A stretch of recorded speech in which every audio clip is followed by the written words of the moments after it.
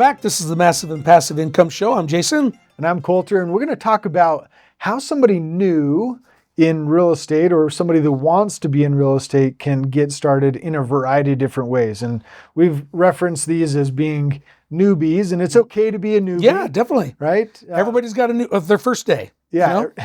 Everybody has to start somewhere. Yep. Right? And so what does a newbie do in order to dive into the world of real estate and feel like they're able to create value and receive value in return, early on? Yeah, I love this question because I get it quite a bit. And I think here's the big thing is they've got to be willing to really work hard. Like I asked a couple of kids the other day, one's 18, the other one's I think 20, and they were asking me what they could do. And I was like, are you willing to work? Are you willing to work hard for it? Because it's not going to be easy. If you don't have any money, no credit, you're going to have to work your tail off. And so I talked to them about wholesaling.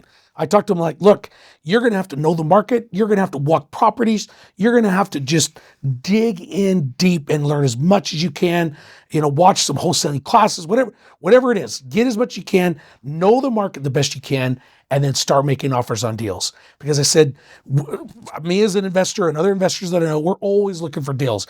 And if you can jump in, you become an expert in the market on analyzing, finding deals, learn as much as you can, and move those along to somebody else and make quick $5,000, $10,000, $15,000.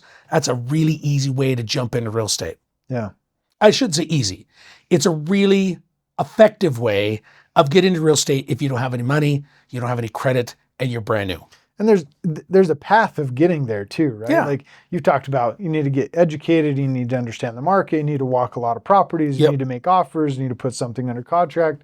Like there's no small amount of work Seriously that has to happen in the process of getting to the point of being able to wholesale property, right? And the world of bird dogging and finding a deal and some of those, like those are actually a challenge for anybody to be compensated that isn't a real estate agent in being able to sell a property or say, hey, you know what, this one's for sale, go and talk to them and here's a referral fee. Yeah. Like you have to be really careful about that. So you got to know what you're doing. Because you have to know what you're doing. Yeah. And there are real estate commission laws and regulations that need to be followed. But if you put something under contract because you found a good deal, now you can wholesale that contract. And the value that you are selling is this marketable interest inside of the contract itself, which is the purchase and sell agreement for a stated purchase price on a property that has that much value and more, because now you can go and market it to somebody that's interested in paying that much and more. Yeah. Yeah. I buy a couple wholesale properties every single year and sometimes more depending on the year, but you got to get good at it. And I tell people this all the time.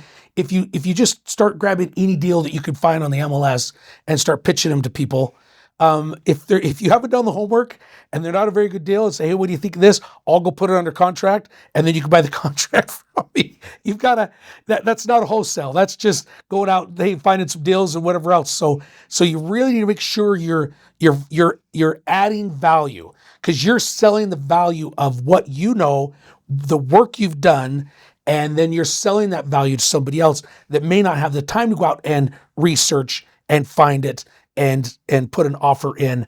And so you got to make sure you've got the value, because I get people all the time that send me deals. Hey, what do you think of this? What do you think of this? And they're not a deal. They're not a deal at all. Yeah. And so just make sure, because if somebody gives me a wholesale deal and it's a great deal and there's money in there for me to make, and I'm fine with them making $5,000, $7,000, $10,000, and they come up with another one, man, I'm going to buy that one too. I'll do my own analysis and I'll check it out myself, but you just got to get that reputation that, hey, he knows what he's doing. Yeah.